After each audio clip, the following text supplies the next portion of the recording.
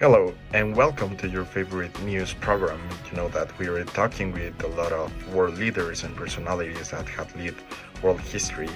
And well, today we have the great honor to have here the Archbishop Desmond Tutu, a Nobel Peace Prize laureate, and a really important anti-apartheid leader and a former chair from the South Africa's Truth and Reconciliation Commission. So it's important to say that Archbishop Tutu played an instrumental role in guiding South Africa from an oppressive apartheid regime to a democracy, and one that courageously attempted to heal itself through a process of truth-telling and restorative justice. So, well, thank you very much for joining us, and let's start. So, to begin with our first question, please, Sir Bishop Tutu, tell us for people who didn't experience apartheid, or even for those who didn't notice about it, how would you describe what everyday life was like for Black South African people during this period of time? Apartheid was a carefully designed system of dehumanization. It was more than just segregation. It was a whole moral and legal system designed to oppress the majority and favor a minority. Almost every aspect of Black South Africans' lives was governed by the state, including where we could live, where we could work, who we could marry, and even whether or not we could enter specific areas of a city. We were compelled to live in cramped townships far from employment opportunities. Officers could request passbooks at any time, so people had to carry them. You might be arrested right away if you didn't have your pass. For months at a time, domestic workers were cut off from their families.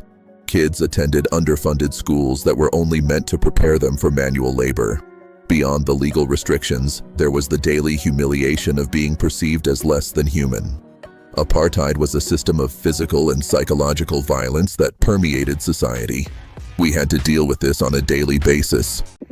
Thank you very much, Bishop. It sounds like a really hard lifestyle and a really complicated situation with a lot of difficulties. But among all of those complications, you became one of the most visible moral voices against apartheid.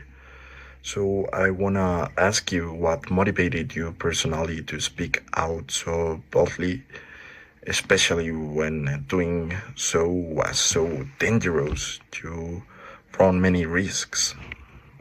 My deep conviction that every human life is sacred served as my inspiration. As a priest, I was unable to reconcile my religious beliefs with a political structure that brutally denigrated human beings created in God's image. However, there were also intimate moments. I saw young people being shot by police during the 1976 Soweto uprising, when students protested the forced teaching of Afrikaans. I went to the funerals of girls and boys who had just wanted a better future. I was haunted by those pictures. I was aware that if I said nothing, I would be betraying not just those kids and the millions of people who suffered, but also my faith. Indeed, there were surveillance, harassment, and threats. However, oppression thrives on silence and fear. The only moral thing to do was to speak up. Yeah, you're completely right. The only moral thing to do among all that environment is to speak up and defend human dignity and human rights. And also, I want to ask you, after apartheid fell, you chair the Truth and Reconciliation Commission.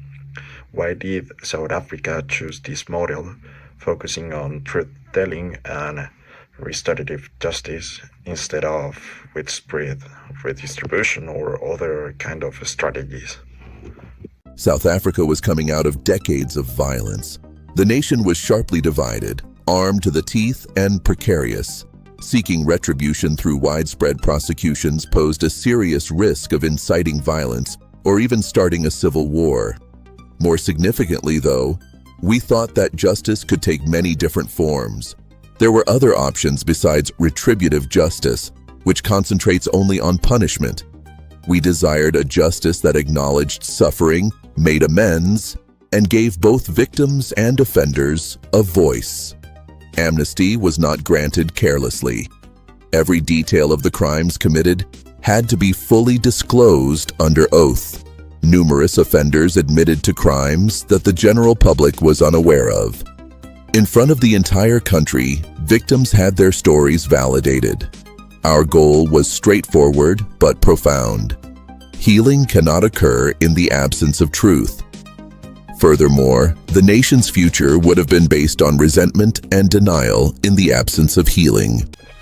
It has been really interesting to talk about apartheid and all the social consequences and what happened in this history and this event. But we need to stop for a brief commercial.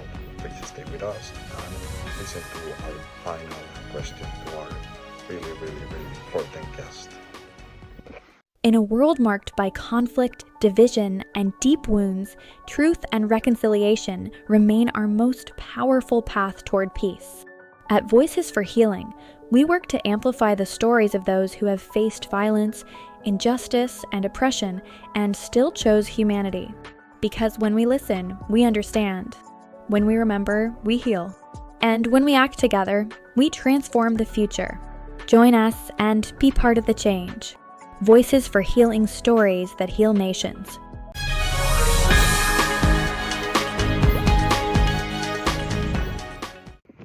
Okay, so we are back. Thank you if you stay until this point. And finally, we're gonna make our last question towards Visp. And we wanna ask you, taking into account that many societies today, such as Syria, Sudan, Colombia, and Ukraine, are struggling with violence and deep divisions, what advice would you offer to nations who seek peace and reconciliation? I would say that a peace based on silence is never truly peaceful. No matter how painful, nations must face the truth. Honesty is necessary for healing. Honesty regarding wrongdoings, suffering inflicted, and injustices overlooked. However, the truth is insufficient on its own. Both compassion and accountability are essential. If people don't feel heard or seen, society cannot progress. The goal of restorative justice is to create a future in which the national soul is no longer controlled by vengeance, not to let people off the hook. Above all, keep in mind that we are all human. People are always connected, regardless of how broken or divided a society may be.